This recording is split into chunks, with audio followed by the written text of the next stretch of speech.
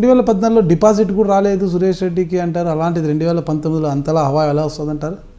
2014లో సురేష్ రెడ్డికి డిపాజిట్ రాలేదనే మాట తప్పది. సురేష్ రెడ్డి కేవలం 12,000 ఓట్లతోనే ఓడిపోయాడు.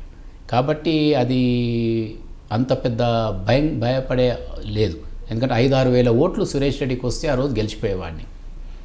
సో ఈరోజు మీ ప్రశ్న వేరే ఉండేది. కానీ 5-6 వేల ఓట్లు లేని వల్లనే ఈ ప్రశ్న వచ్చేది. కాబట్టి తప్పనిసరిగా 5,000 ఓట్ల 50,000 ఓట్ల అనేది ఇంపార్టెంట్ కాదు.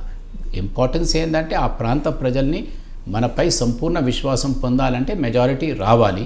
ఆ మెజారిటీ సాధించడానికి తప్పనిసరిగా మాకు కావలసిన హువాలు ఉన్నాయి, తప్పనిసరిగా సాధిస్తాం.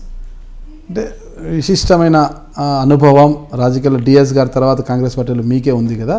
ఇక 2009లో మిస్ అయిన సీఎం కుర్చీ 2019లో వరించే అవకాశం ఉందనుకుంటున్నారా? మీరు సీఎం కుర్చీ అన్నవారికే మళ్ళీ నా కుర్చీకే ఇబ్బంది అవుతుంది. కాబట్టి మీరు సీఎం అనేది అనకండి. సీఎం కావలసిన వ్యక్తికి అవుతాడు మా పార్టీ నుంచి. ఎందుకంటే పిసిసి అధ్యక్షులు ఉంటారు, సిఎల్పి నాయకులు ఉంటారు, ఎవరినో మా పార్టీ పెద్దలు నిర్ణయం చేస్తారు.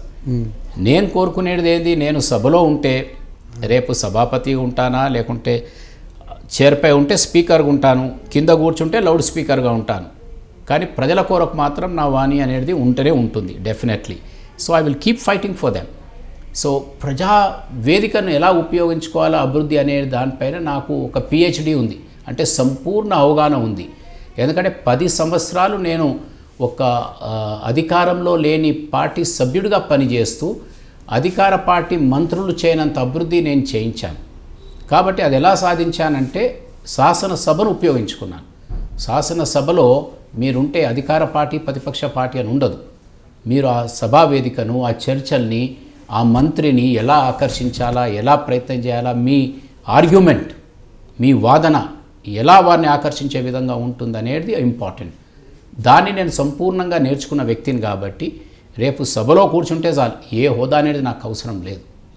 నేను హౌస్లో కూర్చుంటే హౌస్లో మంచి చర్చలు జరగటానికి ప్రయత్నం చేస్తాను, హౌస్ బయట ప్రజలకు అభివృద్ధి అయ్యటానికి నా వాణి ఉపయోగపడుతుందనే నమ్మకం నాకుంది. Hi, this is Suresh Reddy, former speaker. Please watch my interview with Nagaraj garu on High Dreams, which will be coming up shortly.